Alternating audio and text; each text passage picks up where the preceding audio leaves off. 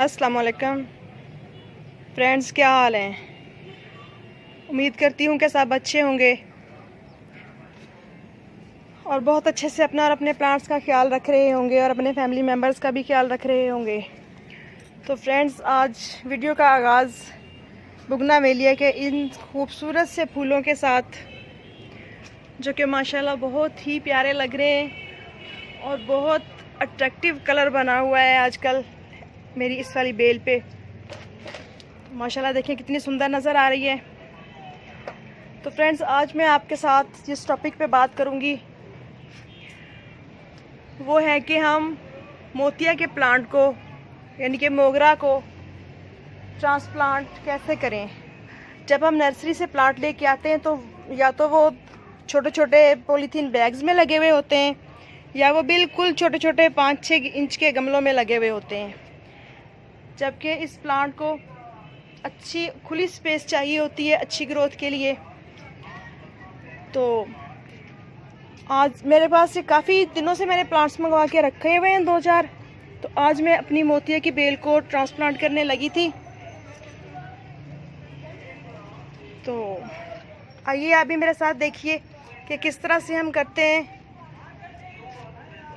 क्योंकि अक्सर औक़ात हमें किसी न किसी बात की कंफ्यूजन हो जाती है, ख़ास तौर पे जो बिगनर्स और हैं और बच्चे हैं, कि किस तरह से हम ये छोटे छोटे से काम करें अपने गार्डन में कि हमारा गार्डन खूबसूरत नज़र आए।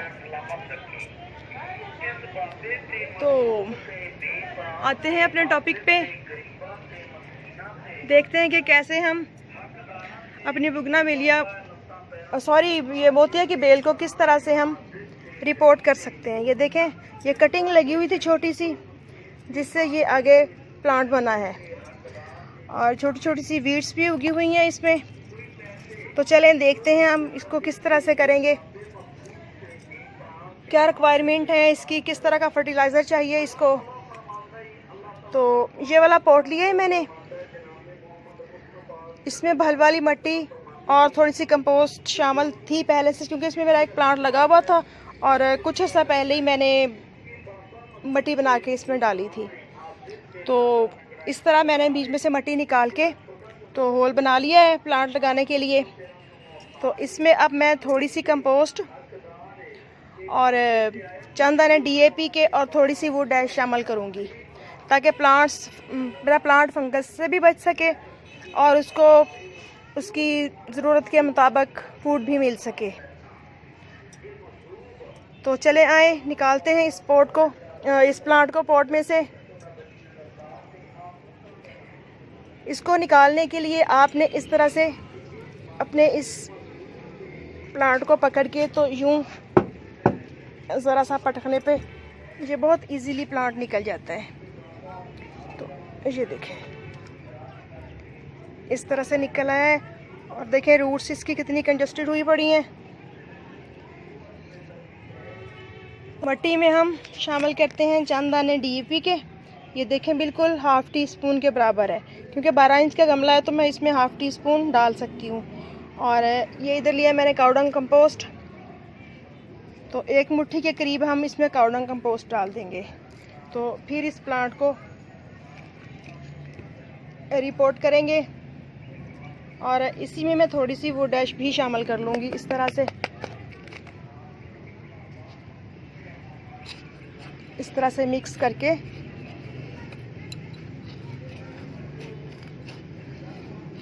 तो फिर हम अपना प्लांट इसमें रख देंगे।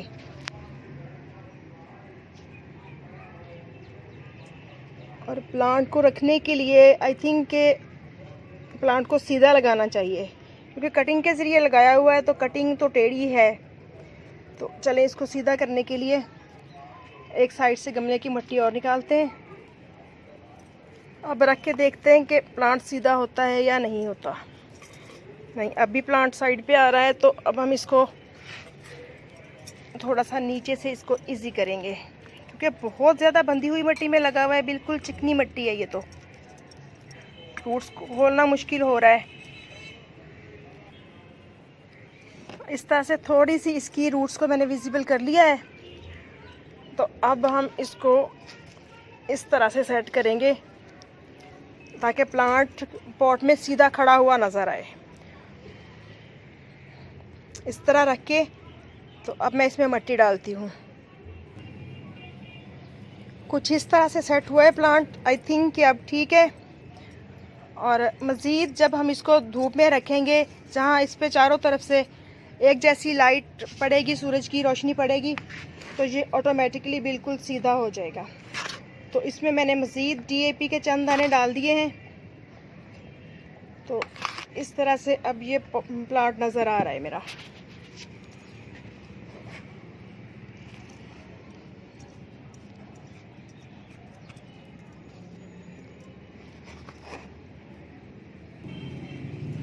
इस तरह से प्लांट को सेट करके अच्छी तरह से, तो इसको साइडों से किसी स्टिक के साथ या किसी भी टूल के साथ आप अच्छी तरह से दबा दें, ताकि इसमें एयर बबल्स ना बने जब हम पानी डालें।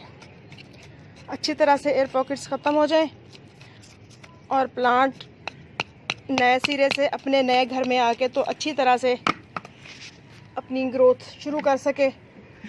आई थिंक कि इस प्लांट को अपना नया घर अच्छा लगेगा, क्योंकि पहला जो था इसका छोटा सा पॉट था, और वो भी इतनी ज़्यादा बंधी हुई मिट्टी थी, चिकनी मिट्टी में लगा हुआ था। हमारे यहाँ अक्सर जो भी प्लांट्स मिलते हैं बिल्कुल बंधी हुई मिट्टी में लगे हुए होते हैं, चिकनी मिट्टी हो, जिस तरह से भी हो ना। ख़ास तौर पे गुलाब के जो प्लांट्स मंगवाते हैं या जो कटिंग लगी हुई किसी भी प्लांट की मंगवाते हैं, तो ये देखें अब ये बुलबुले बन रहे हैं। जो थोड़ी बहुत एयर स्पेस रह गई होगी वो भी अब ख़त्म हो जाएगी। तो रिपोर्ट करने के बाद हम इसको साए में रखेंगे 4-5 दिन के लिए। तो उसके बाद फिर ये धूप का प्लांट है और इसको हैवी फूड और धूप फुल डे की चाहिए होती है, यानी कि कम से कम भी 6-7 घंटे की धूप तो मस्ट है ना इस प्लांट के लिए। तो इस तरह हम अपने प्लांट को नए घर में शिफ्ट कर सकते हैं, ताकि ये नए घर में बहुत खुश रहे और नए नए लीव्स निकाले और नई ग्रोथ आए इस पे, और ख़ूबसूरत से फूल दे हमें खुशबू वाले। तो इससे पहले जो मेरे पास प्लांट्स लगे हुए हैं मोगरा के, ये देखें कुछ इस तरह से उसकी ग्रोथ चल रही है।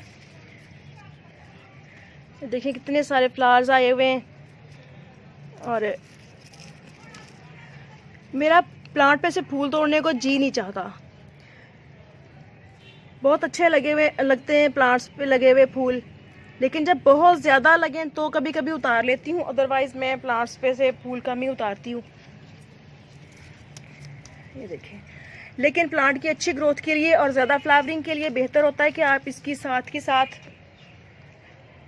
पिंचिंग करते जाएं, फ्लावर्स की डेड हेडिंग करते जाएं, तो मज़ीद न्यू ग्रोथ आती है प्लांट पे और ज़्यादा फ्लावरिंग होती है। तो ओके फ्रेंड्स, इजाज़त दीजिए, फिर मिलेंगे नेक्स्ट वीडियो में नेक्स्ट टॉपिक के साथ। ओके, अल्लाह हाफिज़, दुआ में याद रखिएगा।